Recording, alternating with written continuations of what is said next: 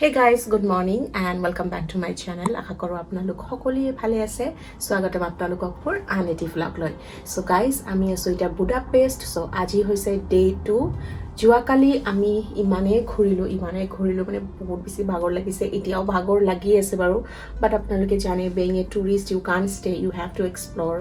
So আহি পালো আহি ডিনাৰ কৰি হৈ গলো যোৱাকালি হোতে প্ৰায় 12:30 এটাই বাজিছে সো ৰাতি তেনেকে টোপনিও হোৱা নাই বাৰু বেছি ভাগৰ লাগিলে তেনেকুৱাই হয় সো যিয়ে নহওক আজি ৰাতিপুৱা সোনকালে উঠিলো আজি পিছে বতৰটো বহুত ভাল কৰিছে পুৰা সানি ডে হোপ সো বৰষুণ যাতে নাহে কাৰণ যোৱাকালি অলপমান বৰষুণ দিয়াতে অলপ তিতিলো বাৰু সো এতিয়া আমি সোনকালে ৰেডি হৈ গলো সো আজি মানে কি কৰিম বাহিৰে ব্ৰেকফাষ্ট কৰি তেনেকে আমি ওলাই যাম So বহুত কিবা কিবি কভাৰ কৰিব লগা আছে সো গাইস আজি বুদাপেষ্টৰ ক'ত যাও কেনেকুৱা ঠাই হয় বুলক আপোনালোকক লৈ যাও লগত সো এতিয়া যাও তললে একদম ৰেডি ব্ৰেকফাষ্ট কৰি আমি ওলাই যাম so let's go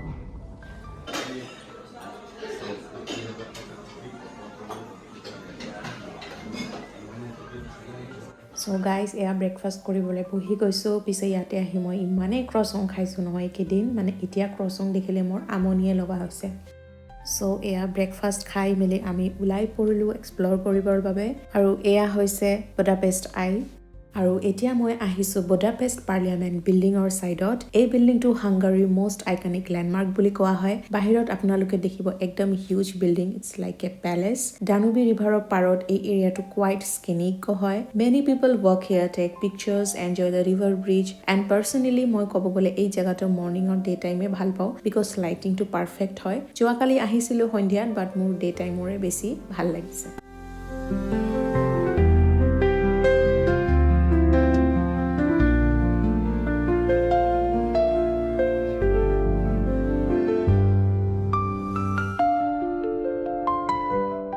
So if you come to Budapest, make sure to spend some time here. Photos, videos, everything looks amazing.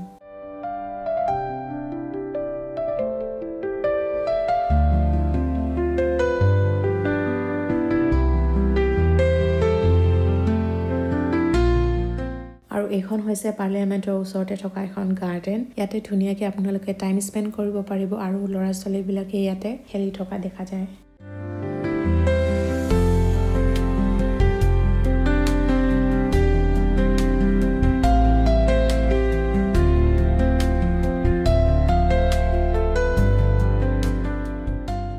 আৰু এতিয়া মই আহিছো এছটি ষ্টেফেন্স বেচিলিকা এইটো বুদাপেষ্টৰ মোস্ট আইকনিক চাৰ্চ হয় আৰু ইয়াৰ নেমটো হাংগাৰীৰ ফাৰ্ষ্ট কিং এছটি ষ্টেফেনৰ পৰা আহিছে ইয়াৰ ভিতৰত গৈ আপোনালোকে চাব পাৰে আৰু ৰুফটপত গ'লে পেনোৰামিক ভিউ দেখিবলৈ পাব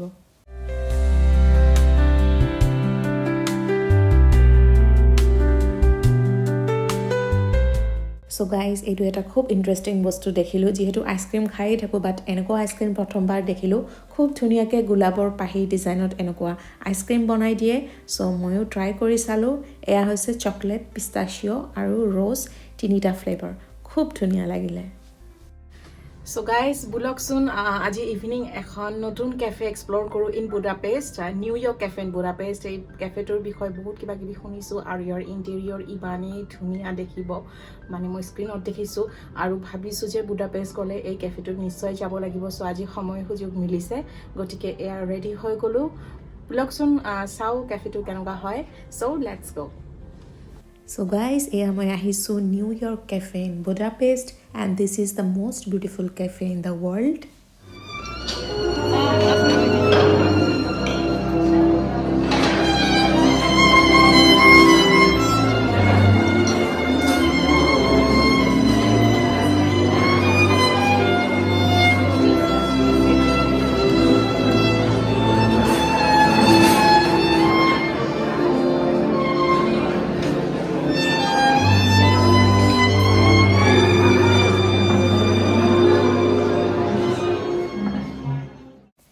মানুহজনে ইমান ধুনীয়াকৈ ভায়োলিন বজাই আছে তাৰ মিউজিকৰ কাৰণে যেটো ভাইবছ হেতু আৰু বেছি ধুনীয়া হৈ গৈছে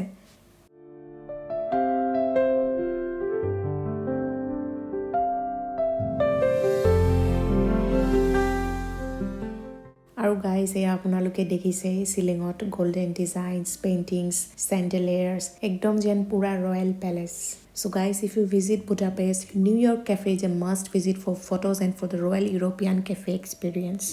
So guys, এয়া আমি বহি গলো আৰু এয়া মেনু ডিসাইড কৰিবলৈ আমি এয়া চাই আছো কি অৰ্ডাৰ কৰা যাওক যেহেতু কেফে হয় সো কফি ইজ মাষ্ট আৰু চাই আছো তাৰ লগত কি অৰ্ডাৰ কৰা যায় যেহেতু এতিয়া ইভিনিং হয় সো কফি লগত খাবৰ কাৰণে একদম লাইট স্নেক্স অৰ্ডাৰ কৰিম যেহেতু অলপ পিছত ডিনাৰ কৰিবই লাগিব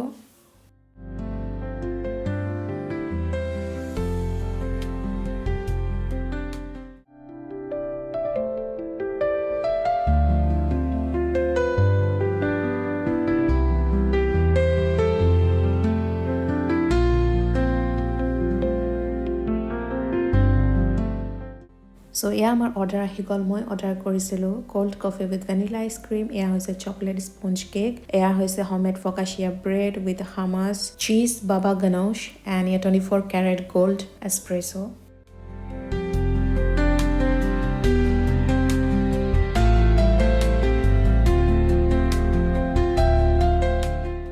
এই কেফেটো নিৰ্মাণ কৰা হৈছিল 1894 চনত আৰু সেই সময়ত New York life insurance company ইয়াৰ হাংগাৰিয়ান হেডকোৱাৰ্টাৰ্ছত বনোৱা হৈছিল আৰু এই কেফেটো এই হিউজ বিল্ডিঙৰ গ্ৰাউণ্ড ফ্ল'ৰত খোলা হৈছিল ৱৰ্ল্ড ৱাৰ II আৰু কমিউনিষ্ট এৰাত এই কেফেটো ডেষ্ট্ৰয় কৰা হৈছিল কিন্তু পিছত 2006ত পুনৰবাৰ এই কেফেটো ধুনীয়াকৈ এটা লাক্সাৰী কেফে হিচাপে আকৌ ওপেন কৰা হৈছিল আৰু তেতিয়াৰ পৰা এয়া হৈছে একদম নিউ ইয়ৰ্ক কেফে হিচাপে পৰিচিত যেটো one of the iconic tourist place হয় ইন হাংগাৰী বুদাপেষ্ট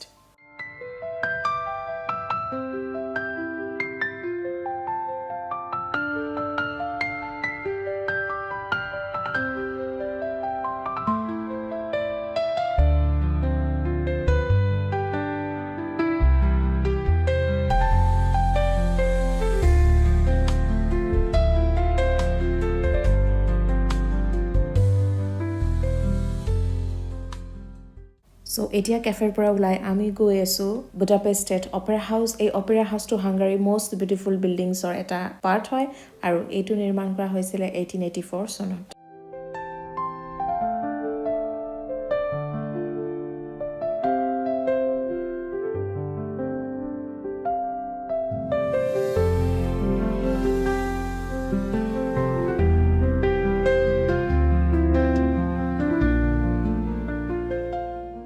তাৰ পিছত আমি এতিয়া আহিছো এটা গ্ৰোসাৰী শপ লৈ ইয়াৰ লোকেল ষ্টৰ হয় পানীৰ বটল লবলৈ আৰু চিপছ এণ্ড অল কিবা কিবি যদি লোকেল স্নেক্স আছে এয়া ট্ৰাই কৰিবলৈ সো ইয়াতে আহি এতিয়া আমি কিছুমান বস্তু কিনি এতিয়া ৰুমলৈ যাম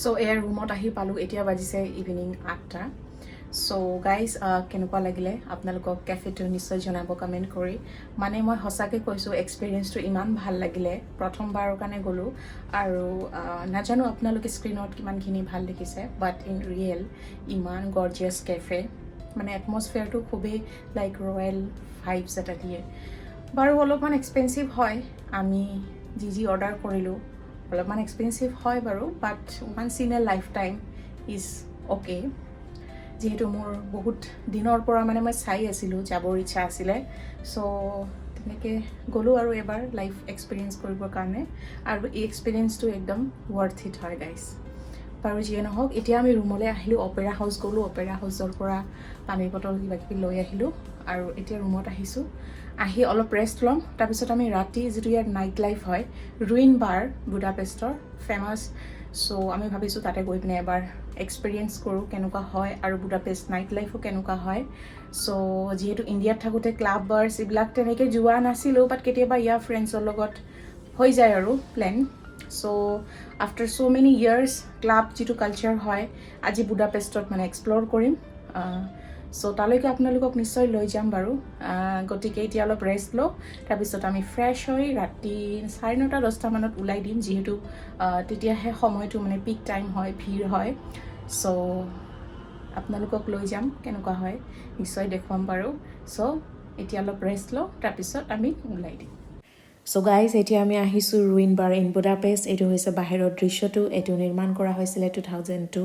আৰু ৰুইন বাৰ এইবাবে কোৱা হয় কাৰণ যিবিলাক অল্ড এণ্ড এবাণ্ডেণ্ট বিল্ডিংছ এণ্ড কৰ্টয়াৰ্ছ আছে এইবিলাক ৰিন'ভেট কৰি একদম ক্ৰিয়েটিভ আৰু আৰ্টিচি বাৰ বনাই লোৱা হৈছে, যিটো হৈছে বুদাপেষ্টৰ নাইট লাইফৰ এটা বিগেষ্ট এট্ৰেকশ্যনছ। আৰু এই কনচেপ্টটো একচুৱেলি আৰ্লি 2000ছৰ পৰা ষ্টাৰ্ট কৰা হৈছিলে। চ' একচুৱেলি যিটো পুৰণা জিভিছ কোৱাৰ্টাৰ আছিলে, পুৰণা একদম অল্ড বিল্ডিংছবিলাক, সেইবিলাক ভাঙা নাই, মানে ডেমলিছ কৰা নাই। ইহঁতে ভাবিছিলে যে এই বিল্ডিংটো ধুনীয়াকৈ ডেষ্ট্ৰয় নকৰি they turn them into cool bars with mixed furniture, random decor and funky lightening, যিটো আপোনালোকে এতিয়া দেখিছে। So' this is basically for music, drinks and travels, everyone enjoys here. যদি আপুনি বুদাপেষ্ট নাইট লাইফ এক্সপিৰিয়েঞ্চ কৰিব বিচাৰে, ruin bars is the perfect place for you guys.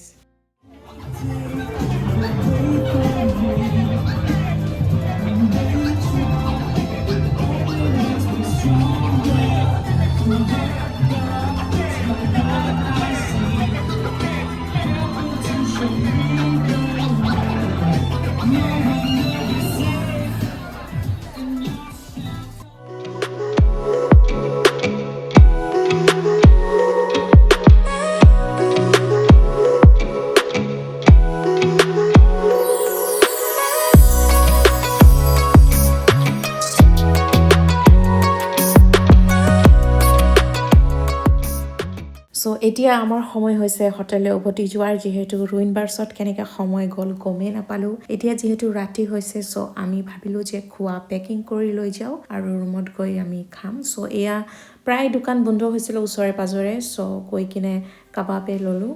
Weekend में होता है, फिर भी अभी तो बहुत अच्छा खासा भीड़ हुआ है और अभी माहौल बना है। थोड़ा सा और टाइम रुके तो अच्छा होता ना। अच्छा हम तो सवेरे उठना भी पहले चाहेंगे। ब्रेकफास्ट को क्या हाँ চ' গাইজ, এয়া হাজবেণ্ড আৰু মই বিয়াৰ পিছত আকৌ আমাৰ পুৰণা স্মৃতি সামৰিছোঁ। বহুত বছৰ পিছত আজি ক্লাবলৈ গ'লোঁ, চ' ভাল লাগিলে। চ' গাইজ, এয়া আহি পালোঁ। আহি পাতে পাতে ৰাতি 1টাই বাজি গৈছে। খুব বেছি পলম হ'ল। আনএক্সপেক্টেডলি ইমান দেৰি কৰিম বুলি ভবা নাছিলোঁ। আৰু যি নহওক খুব এনজয় কৰিলোঁ। আৰু যিহেতু প্ৰায় দোকান বন্ধই হৈছে আৰু তেনেকুৱা অপশ্যনো নাই, আমি KFC ল'ম বুলি ভাবিছিলোঁ, বাট KFC কেতিয়াবাই বন্ধ হৈ থাকিলে আৰু ওচৰে পাজৰে তেনেকুৱা নাই। আছিলে চাগে, কিন্তু দূৰ হয়। চ' ওচৰতে কাবাব দোকান খোলা আছিলে। যোৱাকালি যেনেকুৱা লৈ আহিছোঁ, আজিয়ে তেনেকুৱা পাৰ্চেল কৰি লৈ আহিলোঁ। চ' তাতেও খোৱাৰ ব্যৱস্থা আছিলে, বাট তাতে নাখালোঁ। ভাবিলোঁ যে ঘৰত আহি ফ্ৰেছ হৈ একদম আৰামছে বহি খাম, চ' লৈ আহিলোঁ। চ' এতিয়া আৰু একো কৰিবলৈ নাই, খুব ভাগৰ লাগিছে গাইজ। এতিয়া ডিনাৰ কৰি আৰু শুই যাওঁ, যিহেতু কালি লাষ্ট ডে হয়। কালি আৰু বহুত কিবা কিবি এক্সপ্ল'ৰ কৰিব লগা আছে। চ' আৰু বেছি একো নকওঁ, আজিৰ ব্লগটো ইয়াতে সামৰিছোঁ। যদি ব্লগটো চাই ভাল পাইছে তেনেহ'লে লাইক, কমেণ্ট আৰু মোৰ চেনেলটো নিশ্চয় ছাবস্ক্ৰাইব কৰিব। চ' আজিলৈ আহিছোঁ, লগ পাইছোঁ আপোনাক মোৰ নেক্সট ব্লগত। Till then take care and by.